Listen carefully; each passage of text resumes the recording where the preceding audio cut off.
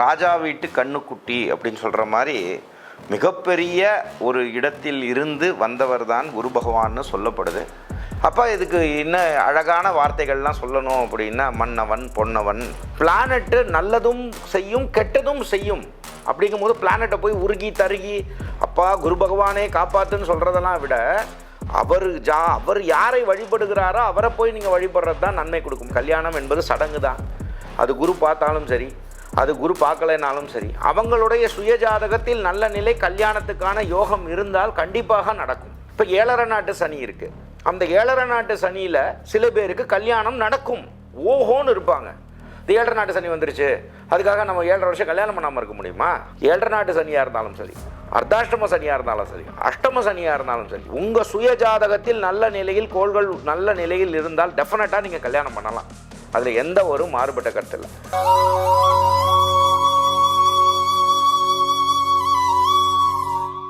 ஆன்மீக உலா அன்பு நேயர்களுக்கு இனிய வணக்கம்.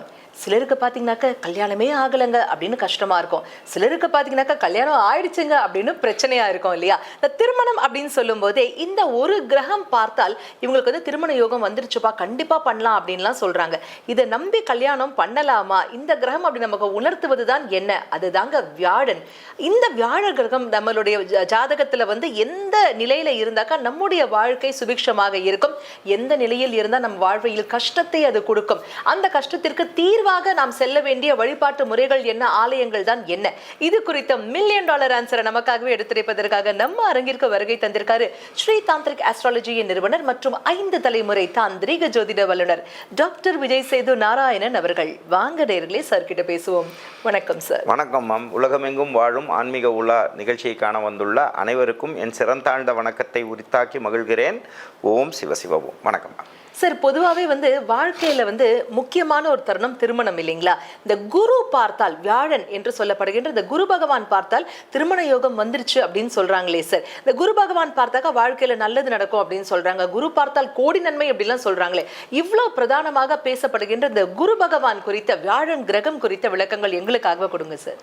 டெஃபினட்டா. அதாவது ராஜா வீட்டு கண்ணுக்குட்டி அப்படின்னு சொல்ற மாதிரி மிகப்பெரிய ஒரு இடத்தில் இருந்து வந்தவர் தான் குரு பகவான்னு சொல்லப்படுது.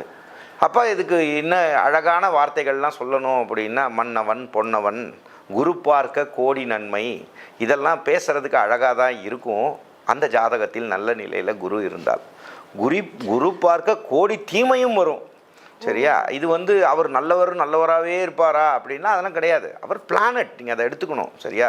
உடனே குரு பார்வை வந்துடுது, அவர் 7ஆம் பார்வையாக பார்த்துட்டாரு, உடனே குரு வந்துடுது, வந்தோடனே நம்ம கல்யாணம் பண்ணிடணும் அப்படின்னா இதுதாங்க தப்பு. அப்படி பார்க்கக்கூடாது.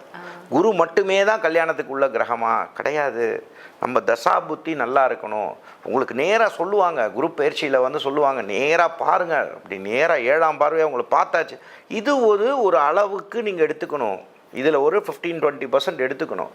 சுயஜாதகத்தில், அந்த சுயஜாதகத்தில் லக்ன அடிப்படையில் உங்களுக்கு தசா புத்தி அந்தரம் வரக்கூடிய காலங்கள் கெடு பலன்கள் கொடுக்கக்கூடிய இடத்தில் இருந்ததுன்னா அந்த டயத்தில் போய் குரு பார்வை வந்துருச்சு உடனே போய் கல்யாணம் பண்ணி எத்தனை பேர் நீங்கள் இதை அக்செப்ட் பண்ணுறீங்களோ? உங்களுக்கு என்ன கொஸ்டினாக இருந்தாலும் கீழே கேளுங்க. அப்படிங்கும் போது இது எல்லாமே சொன்னது எல்லாமே நடந்திருக்கா? நடக்காது. ஏன் சொல்கிறேன்? உங்கள் சுயஜாதகமே பேசும். அப்போ குரு பார்க்க கோடி தீமை வரும்னு நான் சில விஷயங்கள் சொன்னேன், அதுவும் உண்மையே. ஏன் சில லக்னத்துக்கு குரு கெட்டவர், நீங்கள் புரிஞ்சுக்கணும். அதுக்காக தான் நான் ஒவ்வொரு நிகழ்ச்சியில் என்ன சொல்லிகிட்டே இருக்கேன், பிளானட்டு நல்லதும் செய்யும் கெட்டதும் செய்யும். அப்படிங்கும்போது பிளானட்டை போய் உருகி தருகி அப்பா குரு பகவானே காப்பாற்றுன்னு சொல்கிறதெல்லாம் விட அவர் யாரை வழிபடுகிறாரோ அவரை போய் நீங்கள் வழிபடுறது தான் நன்மை கொடுக்கும். இப்போ கல்யாணம் மட்டும்தான் எல்லாமே ஒருத்தருக்கு நல்லது கொடுக்குமா? கண்டிப்பாக கிடையாது. கல்யாணம் என்பது சடங்கு தான். அது குரு பார்த்தாலும் சரி, அது குரு பார்க்கலைனாலும் சரி, அவங்களுடைய சுயஜாதகத்தில் நல்ல நிலை கல்யாணத்துக்கான யோகம் இருந்தால் கண்டிப்பாக நடக்கும். அதனால் நீங்கள் குழம்பிக்க வேண்டாம். இப்போ 7.5 நாட்டு சனி இருக்குது. அந்த 7.5 நாட்டு சனியில் சில பேருக்கு கல்யாணம் நடக்கும், ஓஹோன்னு இருப்பாங்க. இந்த 7.5 நாட்டு சனி வந்துருச்சு, அதுக்காக நம்ம 7.5 வருஷம் கல்யாணம் பண்ணாமல் இருக்க முடியுமா? அந்த சுயஜாதகத்தில் நல்ல நோக்கு வந்துருச்சு அப்படின்னா நான் சுயஜாதகம் இந்த குரு பயிற்சி ஆகுது, அதை வச்சு மட்டும் முடிவுகள் எடுக்காதீங்க. அப்போ அந்த கல்யாண விஷயத்துக்கு 7.5 நாட்டு சனியாக இருந்தாலும் சரி, அர்த்தாஷ்டம சனியாக இருந்தாலும் சரி, அஷ்டம சனியாக இருந்தாலும் சரி, உங்கள் சுயஜாதகத்தில் நல்ல நிலையில் கோள்கள் நல்ல நிலையில் இருந்தால் டெஃபினட்டாக நீங்கள் கல்யாணம் பண்ணலாம். அதில் எந்த ஒரு மாறுபட்ட கருத்து இல்லை. அடுத்த வார்த்தை, இந்த குருங்கிறவர் வந்து கல்யாணத்துக்கு மட்டுமான கிரகம் தானா? கிடையாது. அவர் பணத்துக்கு உள்ளவர். அதே மாதிரி நிறைய ஒருத்தரால் சேவிங்ஸ் பண்ண முடியும், பரம்பரைக்காக கொடுக்க முடியும். அதே மாதிரி ஒரு குரு, ஒரு பிளானட், அதாவது நான் சொல்லக்கூடிய பிரகஸ்பதி, ஏன்னா சுக்கிரனும் குரு தான், அவர் அசுரகுரு, இவர் தேவகுரு. அப்போ இந்த தேவகுருவோட தன்மை, இன்னொரு தன்மை என்ன, யார்கிட்டலாம் வெல்த் இருக்கோ, அதே மாதிரி யாருக்கிட்டலாம் கோல்டு இருக்கோ, இந்த மாதிரி விஷயங்கள். அதே கோல்டை வந்து நம்ம தட் இஸ் ஆபரணமாக மரமோ சுக்கிரனாக மாறிடுறார். பட் இருந்தாலும் அதுக்கான யோகங்கள்லாம் வேணும். அதே மாதிரி புத்திரகாரகன்னா வாரிசு. இப்போ வாரிசுகள்லாம் நல்லா வேணும் அப்படின்னு சொன்னால் ஃபஸ்ட்டு நம்ம யாராக இருந்தாலும் ஜோதிடத்தை தெரிஞ்சவங்க வந்து குருவோட தன்மை எப்படி இருக்குன்னு தான் பார்ப்பாங்க.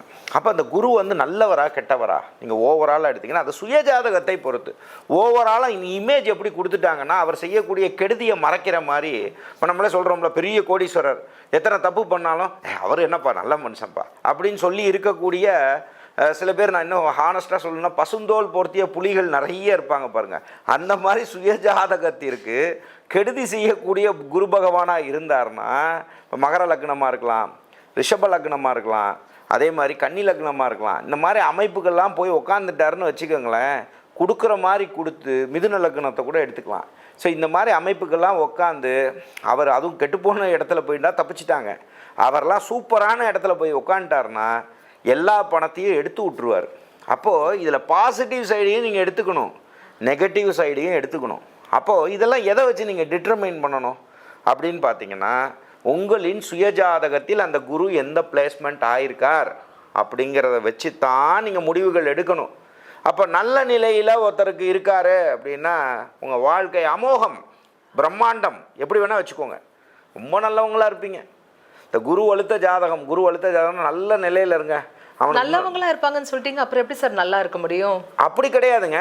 நல்ல வழியில் வாழ்கிற எத்தனையோ உத்தமர்கள் இந்த உலகத்தில் வாழத்தான் செய்கிறோம். நீங்கள் நல்லா புரிஞ்சுக்கணும், அவங்கள யாராலையும் ஒன்றும் செய்ய முடியாது. அவங்க பாட்டுக்கு அவங்க ரூட்டில் போயிட்டே இருப்பாங்க.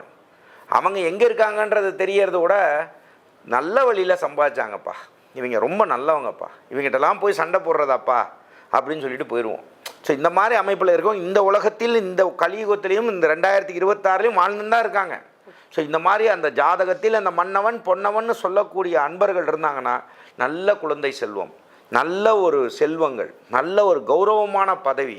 இந்த மன்னவன் பொன்னவன் இருக்கிறனால ஒரு குரு அந்தஸ்து, அவங்க வந்தாலும் ஐயா வாங்கய்யா அப்படின்னு எங்கே போனாலும் அந்த சோப்பு சீப்பு கண்ணாடி மரியாதை, இந்த மாதிரி விஷயங்கள்லாம் அவங்களுக்கு கிடைக்கும். இந்த குரு கெட்டு போயிடுச்சுன்னு வச்சுக்கோங்க ஜாதகத்தில், அஜோ பாவம். அவங்க நிலையெல்லாம் பார்த்தீங்கன்னா நான் முன்னாடியே சொன்னேன் பாருங்கள், நல்லா போய் முதலீடு கொடுக்குற மாதிரி கொடுப்பார், கொடுத்து எல்லாத்தையும் எடுத்து விட்டுருவார். எடுத்து விட்டுட்டு அதுக்கப்புறம் பார்த்தீங்கன்னா கோடீஸ்வரனாக வாழ்ந்தேங்க, ரொம்ப கீழே போயிட்டேன், குருமகாதேசையில் அப்படியே கீழே விழுந்துட்டேன். ஏன் எத்தனை பேருக்கு அந்த மாதிரி நடந்திருக்கு? கீழே கமெண்ட் பண்ணுங்கள். Yes, I am telling the truth, நான் சும்மா கதையெல்லாம் பேசலை. அப்படிங்கும்போது அந்த மாதிரி குருமகாதேசையில் பெரிய கோடீஸ்வரங்க கூட ஒன்றுமே இல்லாத நிலைக்கு வந்தவங்களாம் எத்தனையோ பேர் உண்டு. அப்போ இது எங்கே இதெல்லாம் டிட்டர்மைன் ஆகுது? உங்களுடைய சுயஜாதகத்தில் டிட்டர்மைன் ஆகுது. அப்போ நீங்கள் என்ன புரிஞ்சுக்கணும், வருஷத்துக்கு ஒரு தடவையாவது, உங்கள்ட்டலாம் பணிவாக சொல்கிறது என்ன ஆன்மீக உலா நேயர்களுக்கு, வருஷத்துக்கு ஒரு தடவையாவது உங்கள் சுயஜாதகத்தை போய் பரிசோதனை பண்ணுங்கள். இந்த டெய்லி பலன் பார்க்குறது, வார ராசி பலன் பார்க்குறது, இதெல்லாம் ஒரு இது கிடையாது, மாற்றம் கொடுக்காது. ஆனால் ஜாதகத்தை கொண்டு போய் காமிச்சா ஒரு ஜோசியர் ஒரு மாதிரி சொல்லும்போது தானே சார், அதாவது மூடி பீரோலயே வச்சிருக்கோம். அதாவது உண்மை. ஆனால் இதில் ஜோதிடம் என்பது சத்தியமான உண்மை. ஜோதிடம் என்பது ஜோதியை காட்டி திடம் கொடுத்து வாழ வைக்கக்கூடிய கலை. உங்களுக்கு நல்ல நேரம் இருந்தால், நல்லா புரிஞ்சுக்கணும், உங்களுக்கு நல்ல நேரம் இருந்தால் உங்களுக்கு கரெக்டான ஜோதிடர் கிடைப்பாங்க. ஏன் இதுலேயே தான் வாஸ்துவையும் தான் சேர்த்துக்கோங்க. இப்போ ஒரே தான் வாஸ்துவை வச்சு கோடியாக கட்டி கொடுத்துருப்பாரு. அவங்களுக்கு கெட்ட காலம் வரும்போது 4ஆம் அதிபதி கெட்டு போயிருந்ததுன்னா அதே வாஸ்து நிபுணர்கிட்டயே, அந்த உபசாஸ்திரம் தெரிஞ்ச வாஸ்து நிபுணர்கிட்டயே போய் பாருங்கள், அவங்க ரெஃபரன்ஸில் கொடுத்தவங்க பாருங்கள், அது ஃபெயிலியர் ஆகிருக்கும். ஏன்? இது எல்லாமே அவங்களின் சுயஜாதகமும் அவங்க காலங்களை நிர்ணயம் செஞ்சு தான் இந்த விஷயங்கள் நடக்குதே ஒழிஞ்சு ஜோதிடம் என்பது சத்தியமான உண்மை. அதாவது ஜோதிடம்ங்கிறது எப்படின்னாங்க, அதாவது வெறும் ஒரு இடத்த மட்டும் பார்க்கக்கூடாது, வெறும் ஒரே ஒரு பிளானட்டை மட்டும் பார்க்கக்கூடாது. நல்ல ஜோதிடர்கள் இந்த உலகத்தில் இன்றைக்கும் இருக்கும், அதை நீங்கள் தயவு செஞ்சு நம்பணும். அப்படிங்கும்போது நிறைய நல்ல ஜோதிடர்கள் இருக்காங்க. அப்படிங்கும்போது நீங்கள் என்ன பண்ணணும், யானையை வெறும் வாழை மட்டும் ஷூட் பண்ணிவிட்டு வாழை வச்சே ஜாதகம் பார்க்கக்கூடாது, காலை வச்சே ஜாதகம் பார்க்கக்கூடாது, கண்ணை வச்சே ஜாதகம் பார்க்கக்கூடாது. இப்போ யானைன்னு எடுத்தால் யானையை ஃபுல்லாக பார்த்து எல்லா பிளானட்ஸ் என்ன இருக்குது, அதோட பார்வை என்ன இருக்குது, அந்த தசாநாதன் என்ன பண்ணுது, இந்த புத்திநாதன் என்ன பண்ணுறாரு, கோல்சாரத்தோட தன்மை ஒரு 10 to 15% இருக்குது, அதோட தன்மை என்ன பண்ணும், இந்த மாதிரி ப்ரெடிக்ட் பண்ணி கொடுக்கக்கூடிய அற்புதமான ஜோதிடர்கள் இந்த உலகத்தில் இருக்கத்தான் செய்கிறாங்க. எங்கே இருக்காங்கன்னு தான் எங்களுக்கும் தெரியும். அதுவும் நேர காலம் தான். நீங்கள் நல்லா புரிஞ்சுக்கணும். இந்த குரு பகவானை பற்றி நீங்கள் பார்க்கணுங்கிறது உங்கள் ஜாதகத்தில் விதி இருப்பதால் மட்டுமே நீங்கள் பார்க்குறீங்க. இப்போ எத்தனையோ பேர் இப்போ இதில் லைக் பண்ண போகிறீங்க, எத்தனையோ பேர் இதை பார்த்துட்டு நீங்கள் பண்ணுறீங்கன்னா அதுக்கும் உங்கள் சுய ஜாதகத்தில் அந்த இடம் இருந்தால் மட்டும்தான் இதை நீங்கள் பற்றி தெரிஞ்சுக்க முடியும். இது என்லைட்மெண்ட் வீடியோவாக இருக்கிற காரணத்தினால இதை பற்றி நீங்கள் ஞானம் எடுக்கணும்னாலும் உங்கள் சுய ஜாதகத்தில் இருந்தால் மட்டும்தான் அன்பர்களை எடுக்க முடியும். அதனால் உங்களுக்கு ஒரு நல்ல ஜோதிடர் அமையணும் அப்படின்னு இருந்ததுனாலும், உங்களுக்கு ஒரு நல்ல குருமார் கிடைக்கணும் அப்படின்னு இருந்தாலும் கண்டிப்பாக இந்த மாதிரி விஷயங்கள் உங்கள் சுய ஜாதகத்தில் இருக்கணும். சரி, ஒரு வேளை கெட்டு போயிருந்தது உங்கள் ஜாதகத்தில் குரு, அப்போ நீங்கள் என்ன பண்ணணும் அப்படின்னா, நான் தயவு செஞ்சு சொல்கிறேன், சித்தர்கள், ரிஷிகள், மாமுனிவர்கள் கும்பிட்றதுக்கு எத்தனையோ பேர் இருக்காங்க. இந்த புதுசாக வரக்கூடிய போலிச்சாமியர்களை தயவு செஞ்சு நம்புறதை விடுங்க. இது என்னுடைய ஸ்ட்ராங்கான என் தனிப்பட்ட கருத்து. அப்போது எத்தனையோ ரிஷிகள் இருக்காங்க, 18 சித்தர்கள் இருக்காங்க. தன்னலம் இல்லாமல், சுயநலம் இல்லாமல் மக்களுக்காகவே இருந்த எத்தனையோ சித்தர்கள் இருக்காங்க. ரமண மகரிஷியாக எடுத்துக்கலாம், நம்மளுடைய இவர் எடுத்துக்கலாம், ஆதிசங்கரர் எடுத்துக்கலாம், ஸோ இந்த மாதிரி ராமானுஜர் எடுத்துக்கலாம்.